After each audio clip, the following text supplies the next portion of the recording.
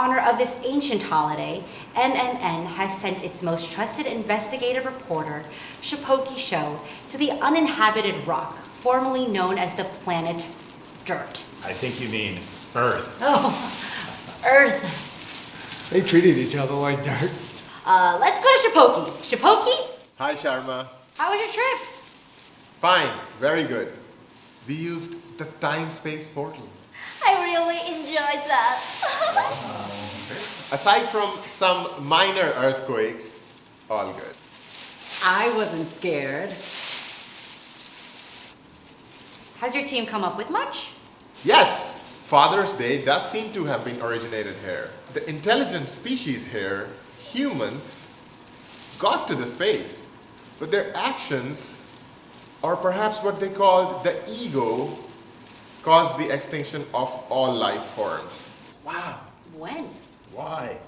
Clip-clop? Many then called it 2031.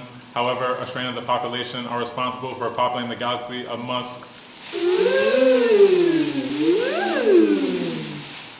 But the males of this species were often in the role of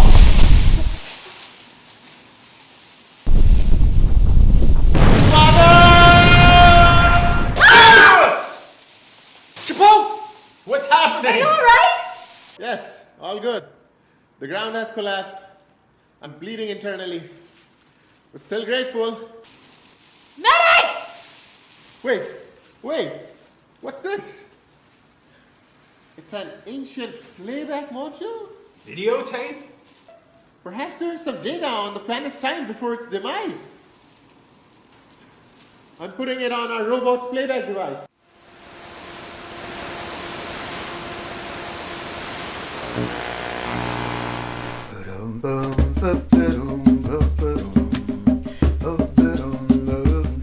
If the ship is about to sink, if the whole wide world is on the brink, if the ocean's getting a bit too hot, if the earth at its core is starting to rot, then the very least we're aiming to do with this cat and caboodle we're all going through is listen with our hearts to what we hold true. Not a soul will be left alone, including you, including you, including you, including you, including you, including you, including you, including you, including you. I am my father's spirit. And then recently, it's like I can already feel myself getting emotional about this, but then recently, like I got married.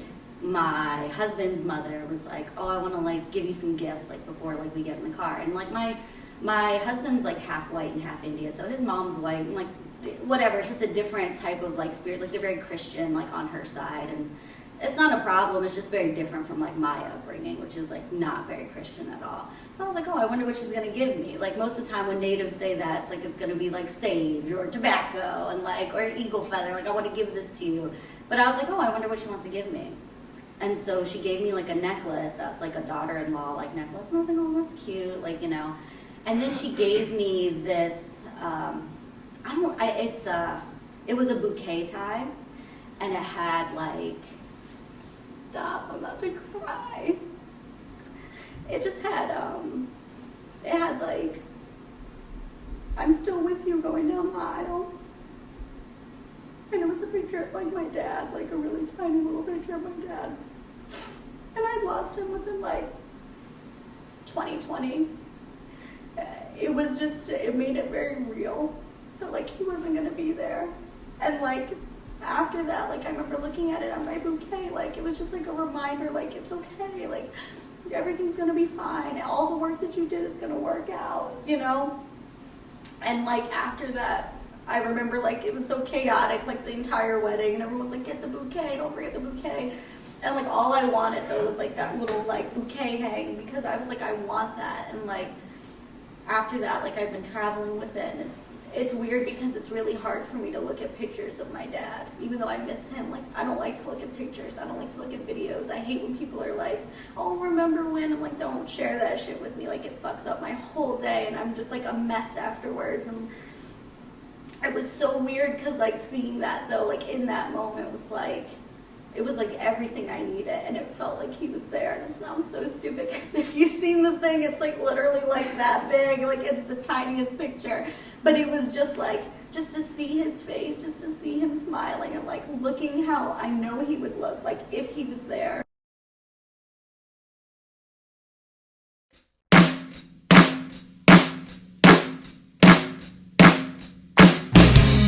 There are some relation, no matter the iteration. It's a human connection with approval and rejection. The sound may be sharp or syrupy sweet. Given time to expound, it's you that we meet. Is that you talking, or is that me? The father's role is to discipline. And I discipline my children with one look. That's all it takes. Just one look.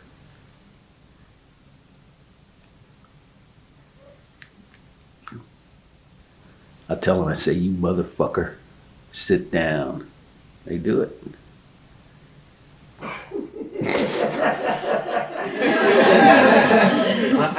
I think I was 8 or 9. I think they had a fight. And the next day, my mother was in a really, really bad mood, upset. I remember feeling that she was taking it out on me. And we got in a big fight. I was like, it's not my fault, you have that. My father gets home from work, and he won't even listen to my side.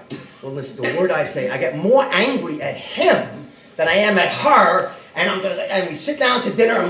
We sit down, we're eating dinner, and I'm just like. And my father's like, we're eating, I'm like, my father's like, eating, just very tense, utensils, very tense. And then a little bit later, I said, okay, I'm sorry, Mom. I'll do the dishes. And I'll clean off the table, because, I know Daddy never does. My father's like, so, I do the dishes, I come back, and I'm like cleaning up the table, I'm like, my father's just looking at me, and I'm like looking back at him, and I'm cleaning up the table. At one point, he just leans forward and he's like, "You missed that spot," and I pushed him, and he threw me against the kitchen counter, and I grabbed a butcher knife, and I held it up to him. And my father just went like this. Come on! Come on! Come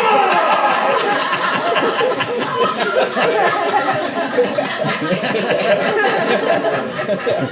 And I dropped the knife and started crying. I remember when I started dating my late wife now, and my family didn't know about it, and we were in the closet and stuff. And there's this episode of Friends where 2 women are getting married, and it was just on TV in the background like Friends is, and he made this like grossed out sound or said something about these 2 women getting married, and it stuck with me so deeply. Because I was like, wow, that's what he's going to think about me and my partner. But when I did come out to him and when we did get married, there was nobody in that room who was happier and just so fucking proud of me for following my heart and being with the woman that I loved and fighting against everything to be with her. At the very least we're aiming to do with this cat and caboodle we're all going through is listen with our hearts to what we hold true. Not a soul will be left alone, including you, including you, including you, including you.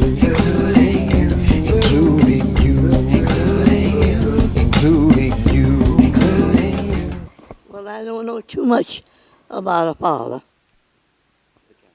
my mother was my mother and father because they were separated before, when I was very, very young.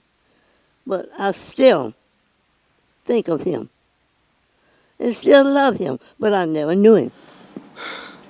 From my perspective, the hardest thing about being a father is, for lack of a better term, is being a mother, because my parents split up and my dad is by himself with his kids, and he really doesn't know how to nurture them in the way a mother does.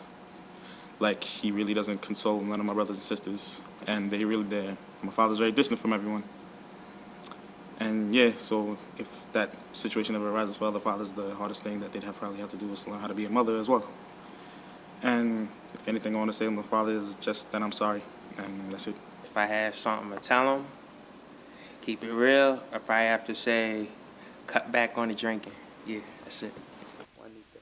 Now, if you just want to say one word to your father. My father.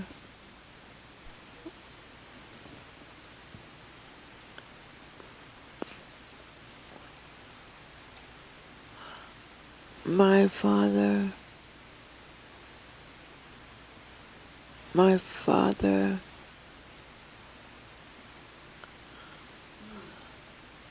I love you. I am thy father's spirit, doomed for a certain term to walk the night, and for the day, confined to fast and fires, till the foul crimes done in my days of nature are burnt and purged away. But that I am forbid to tell the secrets of my prison house. I could a tale unfold whose lightest word would harrow up thy soul, freeze thy young blood, make thy two eyes like stars, start from their spheres, thy knotted and combined locks to part, and each particular hair to stand on end, like quills upon the fearful porpentine. But this eternal blazon must not be to ears of flesh and blood. List, if thou didst ever, thy dear father, love.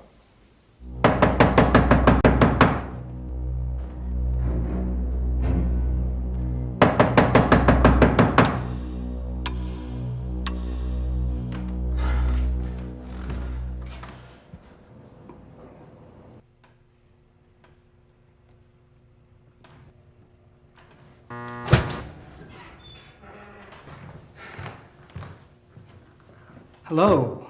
I'm here for my father. We're running late. Just have a seat and he'll be with you as soon as he can. Okay, I'm sorry. Is that the key to the little boy's room? What do you think? That's her. Not you. If she's in a bad mood, that's her thing. It has nothing to do with you. You are a good guy.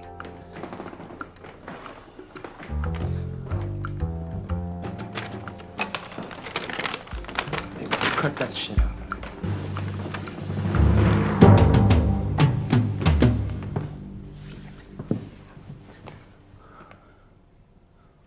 What part are you reading for? Jake. Me too. Isn't that beautiful? What? Jake. I just feel so connected to this, I just feel like the father in me is so, awakened by this role. I want this fucking part, man. I'll tell you, I want this fucker. I really. Who's your agent on this? Excuse me, I'm sorry. I gotta look this over. Oh, I'm sorry. I'm sorry. Is it breaking your concentration? I'm sorry. Do your thing. But you caught me one day in my mama's clothes. What else could you do but get mad? I was your little boy, you were my dad. It took a lot to make you mad. You were a great dad. You just didn't get it. You just didn't understand, but how could you? Different generation. Not a soul will be left alone, including you, including you, including you. The joke is the kid comes back from Hebrew school, and he's all excited, and the mom is like, "Well, what's going on? Why are you so excited, Jakey?" And he says, "I got a part in the play. I got a part in the play." And the mother said, "Oh, it's wonderful. What's the part?" And the kid says, "I'm going to be the Jewish father." And the mother says, "Don't worry. Next year, I'm sure you'll get a speaking role." Father.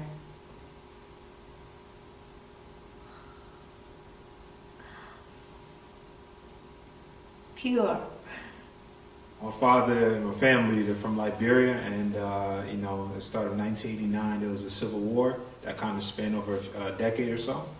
And during that time, you know, he kind of left right around when it was starting, but there was a lot of people left behind, and you know, it was very tough for him to leave what he knew behind to come to this country, and then make sure that he's able to bring other people that were suffering along. He taught me how to whistle, and he taught me how to whistle on those car rides. I just remember he would pick up me and my sister, and so I think my dad would like whistle in the car. He whistled to some Chinese songs, and I was like, "How do you know how to whistle? Like, how do you do that?" And he's just like, "Oh, you just put your like lips together and you just blow." And I was like, "I don't know what that means."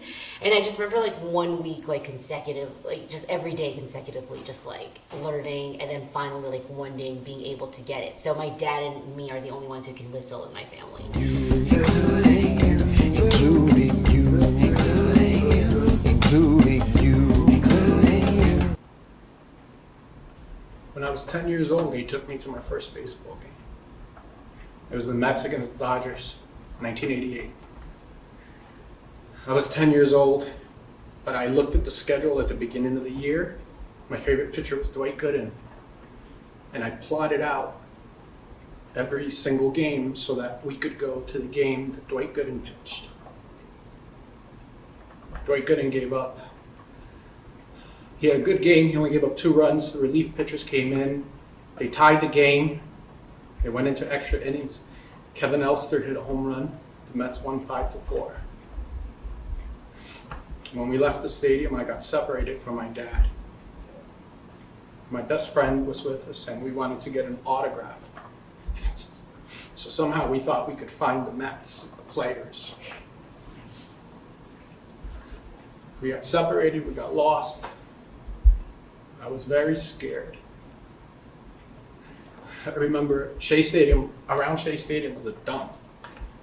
And I remember like circling the stadium a bunch of times. It was my first time there. I had no idea where anybody was. It was empty, the parking lot was empty.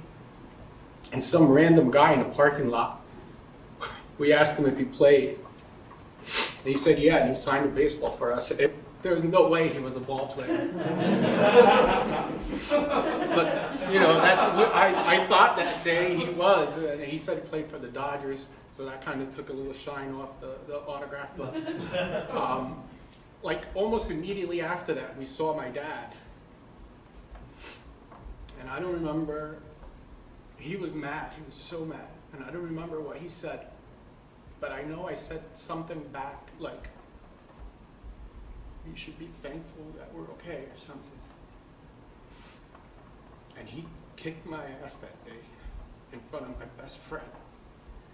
He stomped on me. I cried all the way home from Shea Stadium to New Jersey. I remember the turn signal in the car being so loud because it would be like click, click, click, click. And nobody was saying anything. My friend was freaked out. And that day I lost something. I was 10 years old. And I feel like my whole life I've wanted to get something back. Then my mother shows up and, he's in there for a long time. So we're waiting, and then, you're like, okay, Dad, what's going on in there? And we open the door, and he's sitting on the toilet, and his diapers are at his ankles, but he looks up, and it's him. I mean, his expression, he's like, he's just like, he does that, and he does what he always would do. He just starts making up a song, and he's just like, beautiful family in my heart and my soul. I gave them everything I could. We're like, yeah! My father says, thank you. Beautiful family in my heart and soul. I gave them everything. I gave them everything I could.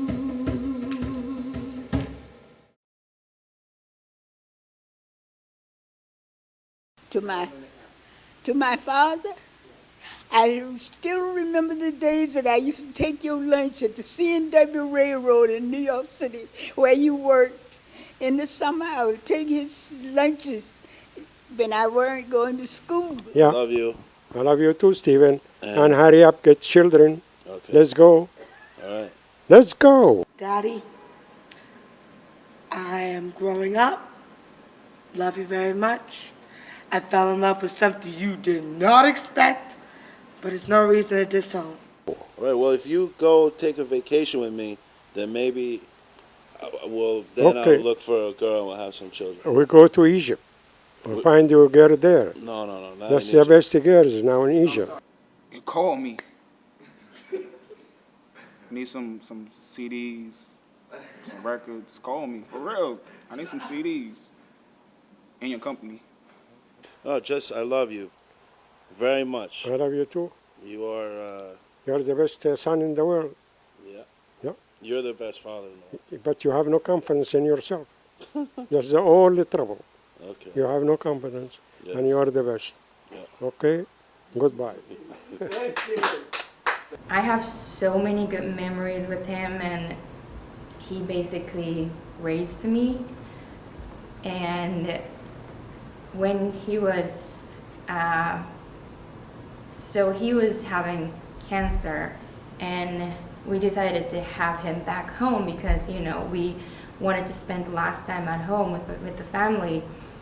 And I was young, but I still knew that he's leaving us, and I wanted to have something that reminds me of him. So he was unconscious, but he could hear or feel something, but I literally cut his hair because I wanted to keep something from him. And I still remember, and I still laugh, and my family still laugh about that because he wasn't even up there, so he could feel me cutting his hair. But yeah, being a kiddo, I still have the hair. And my father was the most sensitive man I ever met. He was a dancer. He was sensitive to the invisible. His entire life, he loved to move. Oh. And to be moved. Son, where are you? Where are you? Where are you? Where are you supposed to be? Huh? Because this is the business, and we have to be on our more professional behavior. Go, use the drum. I will give you the key. Come on now, because the time is money. Eh? You didn't say I would have Okay, to cut. No more hot chocolate for him anyway, either. Okay? I think that in Christian circles, people are more comfortable with God as Father because that's Jesus's use, and people are following Jesus's use of Abba. Hello? Hey, Abba, it's Daniel. Yeah, with someone I can have 2 minutes. What's that? I have a few minutes. You have a few minutes? All right, I have a crazy thing to ask. Yeah, Here's the thing. I'm with a friend who is a filmmaker, and we're talking about the subject of fathers. And he just asked me Do you remember a particular song that your father sang to you in childhood? And I was thinking about it. I said, oh, I figure I'd just call you up and ask you, do you remember a particular song that you sang to me?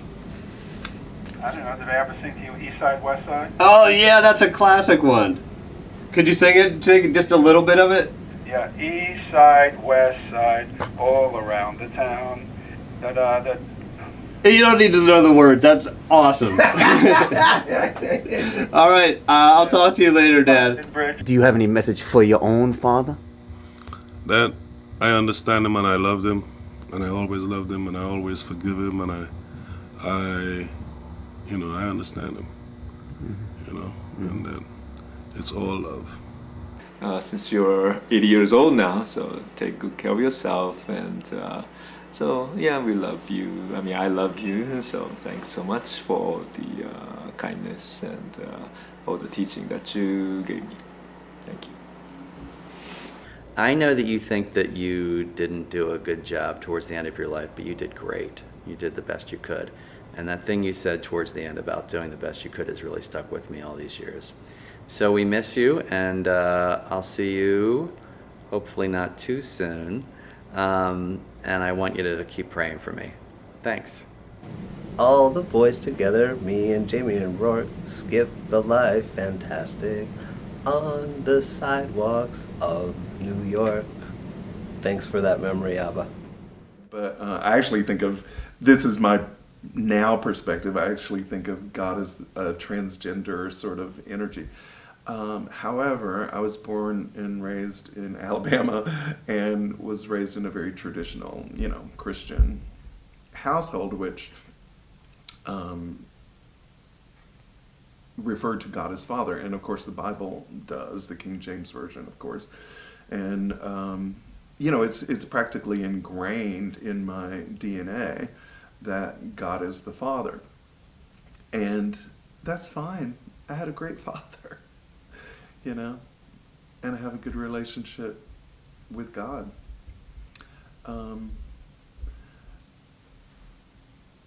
It can be a problematic word, though, when referring to God, or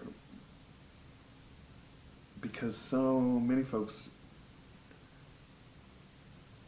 that I've talked to have had abusive fathers. And my dad wasn't abusive, he just couldn't understand me. So, but he tried, and he did the best he could. So that's why I call him a good father, and why I don't have a negative association with God the Father. I just like to expand it. And I remember going back to her apartment like around 3 in the morning, and I'm drunk, and I'm messed up, I'm high and stuff. And I go to her crib, and I'm looking in her crib, and she's wide awake at 3 in the morning, not making a noise, not making a peep. And I remember looking at her eyes, and she's staring like right through me, and I felt like she was looking at my soul, like at my soul. So I felt that, like, from that baby, that pureness, that innocence, and there was like this thought in my mind, like as if it came from her, like, what are you doing, Dad? I need you, kind of like that feeling. And that was the moment that I decided to be like, yeah, like, what am I doing? Like, it's not just me, it's you. And that's what started to change my life. He signed up for the Marines, and while he was in the war, he got a debilitating injury, a wound in his right foot. And if you play sports, you know that you need certain feet to be able to push off on. He was a right-handed hitter, right-handed thrower. And the fact that he couldn't push off on his right foot meant that he couldn't play ball anymore.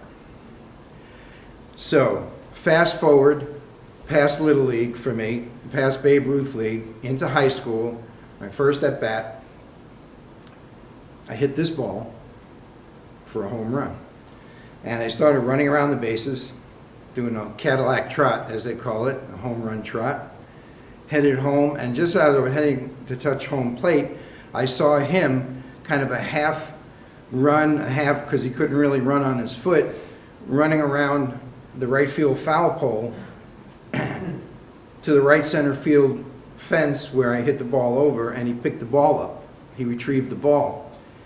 And he came back, and I was smiling about that. The umpire wanted to put the ball back in play, and he wouldn't give him the ball back. And when my father said no, you listened. I can never not remember my dad being there. He was always there. And I'm getting emotional way too early. He's the fucking best. And he's not going to be happy that I cursed, but oh well, Dad. Everything. He was there for every practice, every game.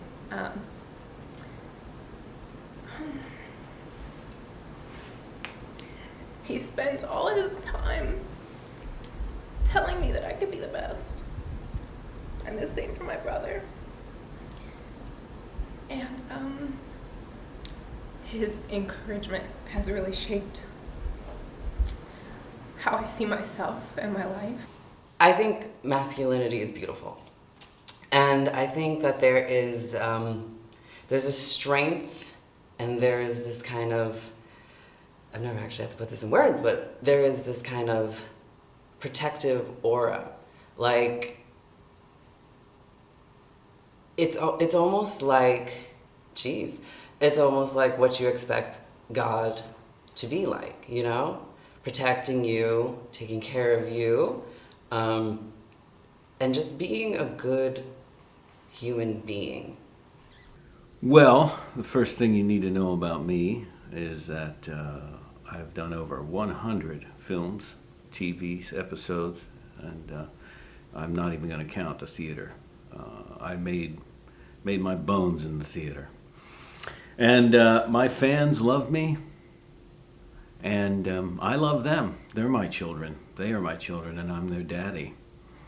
And they like to read my tweets and posts, and mostly they like to see me work. I can recall specifically one time. Now, when I act on stage, I really just, I'm just so unself-conscious. I just, spit tends to come out. And I have seen audience members bathe in that spit like it was holy water. There's one occasion I was doing a play, and I was so good. And I was in a very emotional part of the scene, and I had to yell out this primal cry, and spit came out, a big gob of it, and landed on this beautiful, creamy, white thigh right there in the front row. And she just was looking at me. And she wiped it off a little bit, and she blushed. I think it was a very special moment for her. Daddy. Daddy, daddy. Chris needs to see the first moment you find out you've become a father. And Chris? Chris Walken. Is he in this? Yes, acting and directing. That's why we brought you straight in for the callback. He saw you in the play, loved your work, your honesty. What did he say? What did he say? Fountain. Right, no. He said that you reminded him of water. Yes, crystalline. He'll be here in a minute, so let's get started. The question is memories of finding out that I was going to be a father, of Boulder.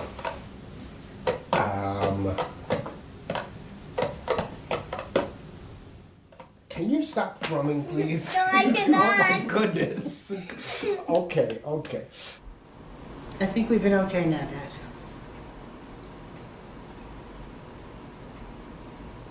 But I remember your songs, and I remember your sense of humor, and I remember you laughing at yourself. And it's nice to be able to hold on to that. At the very least, we're aiming to do with this cat and caboodle we're all going through is listen with our hearts to what we hold true. Not a soul will be left alone, including you, including you, including you, including you, including you, including you, including you, including you, including you. I'm not like glad he's not here, but I can really like I've revised his voice to be more approving. So I can just fucking get through the day. It's like, you're doing a great job. You know, Jason, I'm proud of you. Keep going. try harder, work harder. There's a guy in the room, he's like, you gotta work your ass off. And sometimes I have to cut myself a break and be like, easy does it. The last conversation I had with my father before he died, I didn't say I love you. And he'd probably said I love you every previous conversation. But that stuck with me, so I made sure that we did that a lot when I found out the diagnosis was getting worse. But like walking around that apartment, I try to be like, thanks, Dad. Thank you. Guys, I really miss my dad. The other day, I was looking at a picture. It was on the mantle, and normally I try everything but to look at this picture. Yeah, it's right there. I see it every day. It's on the mantle in the living room, right? And I will glance at every part of the living room.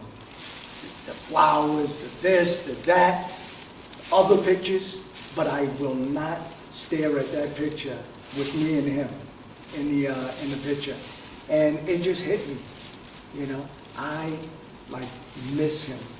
And sometimes being an absentee father is probably the greatest gift that you can give a child. I know for me, that was probably the case. And I embrace that. I don't feel like we can separate. It's not that simple. It's like mother or father. It's not that simple, And I love this pushback against these labels that say, like, I'm supposed to,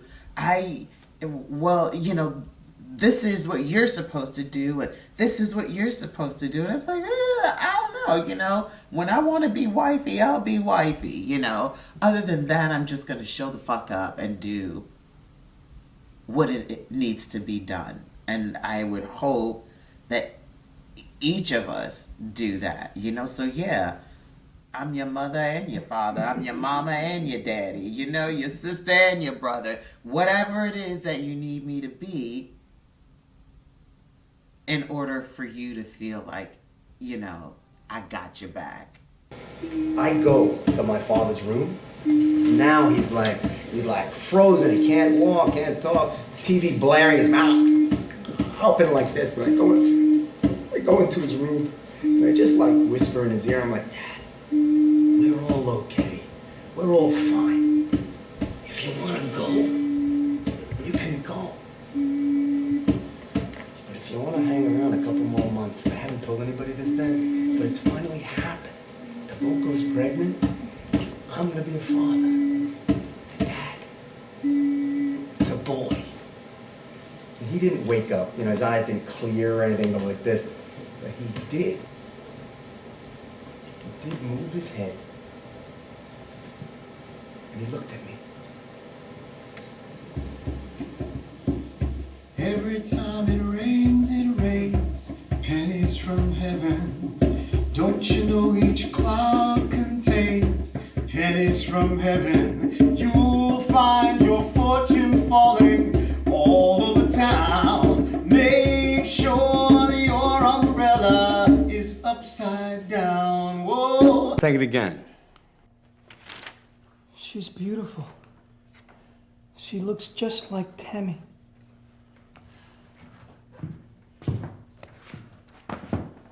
Thought it was great, man.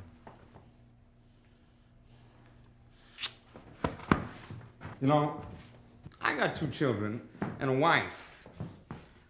There's only 2 people in the world I would die for. And neither of them my wife. I'm here and I'm working very hard. I like his acting. I think he's a very good actor. Don't get me wrong. He's crazy. I do. I love her a lot. There's something about being a father. I don't know if I was clear enough before. I was telling you about putting lemons into water. You saw that picture I did some years back with Bobby De Niro. A deer hunter? That's right. Made a little wager with Bobby because I didn't think I had the guts to play Russian roulette for real. I remember.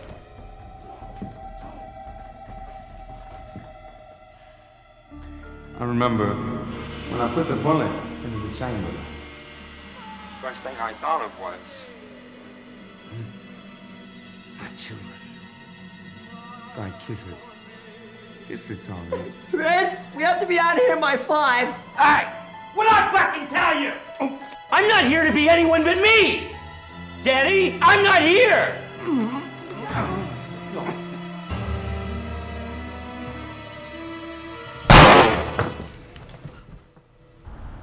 No, just I love you very much. I love you too. You are. You are the best son in the world. Yeah. No? You're the best father. But you have no confidence in yourself. That's the only trouble. Okay. You have no confidence, and you are the best.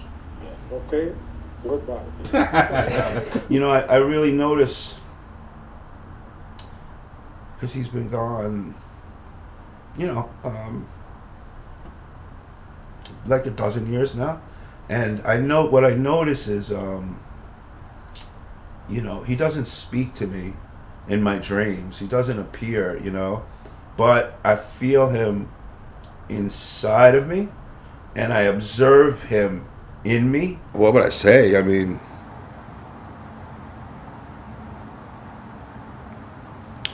the only thing I can say is thank you.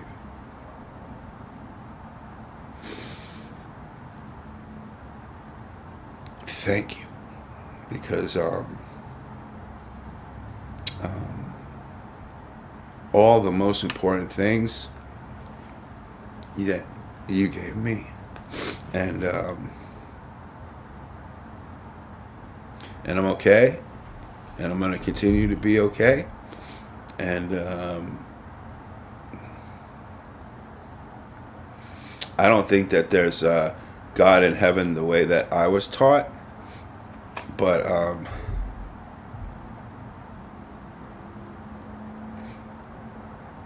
I sure wouldn't mind seeing you someday. So, dice cámara.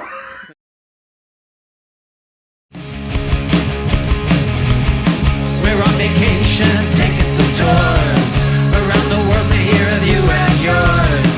You might say with a glance or a tear, the sound may be sharp or syrupy sweet. Given time to expound, it's you that need me.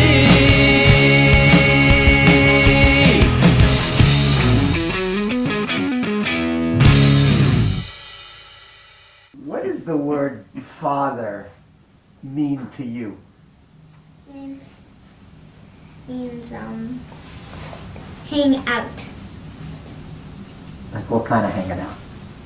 Like hanging out in my bedroom and playing with him, or playing video games together, like fun activities inside the house. Oh, Daddy, thank you for just the idea of the walks we used to take in the evening when I was so small that I was never ready to go back home. And when he was ready to turn back, I would get slow and drag along, and then he'd have to take my hand and pull me. I never will forget it. Never will forget it. My wife goes into labor, and it is the most terrifying thing of my life, because every time she has like a big contraction, there's this heart monitor, and it shoots, the baby's heart shoots down. And we have this really great Buddhist-y Jew, tall obstetrician. He's been excellent, and he's, you know, and he's trying to make the heart, you know, better, and it's better, worse, better, worse. And I see in his eyes that it's time. And he calls for his nurse, and she's busy with another delivery, and he looks at me, and I'm like, and he tells me just to go and put Tomoko's arm around my shoulder, and then take her by the leg, and he gets in between her legs, and then there's a guy who's like the head doctor, and he goes away from Tomoko and I for a second, and he lowers his voice, and he says to this head doctor, and I hear, it's a very serious situation. And I get so fucking scared. And I'm standing there, and he's like, okay, Tomoko, you're doing fine, just gonna wait for the contraction, here we go. Here's the contraction, and Tomoko, and punch!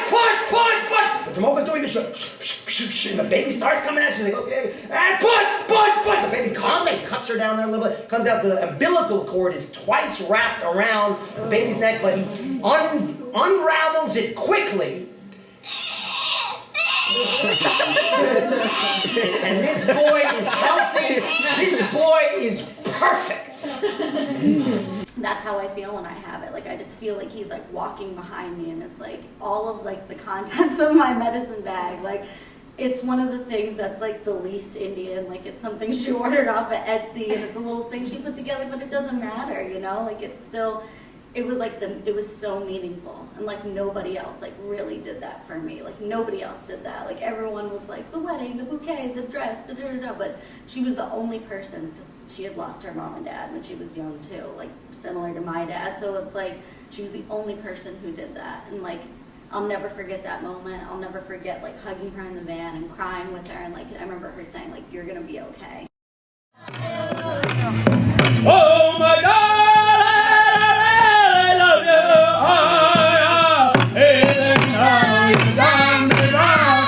you. Dad, thank you so much for everything you've given me.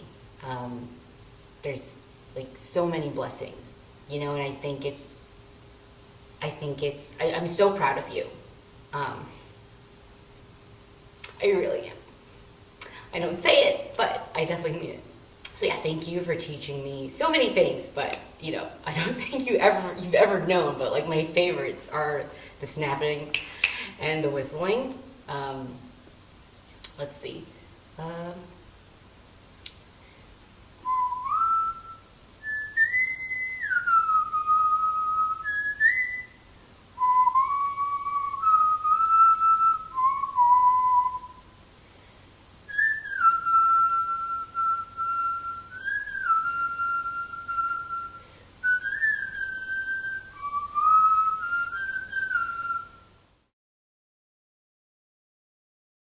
A chink in the armor, a lowering of the shield, a connection to one who matters makes the heart yield.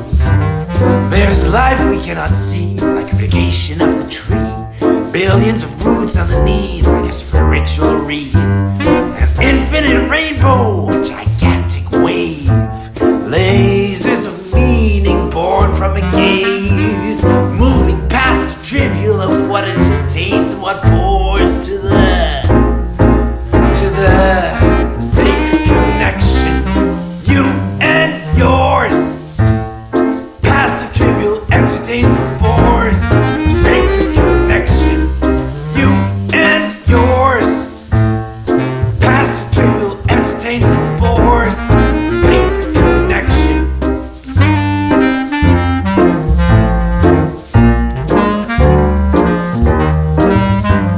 As darkness spreads, information on the screen, infection will find the body and mind.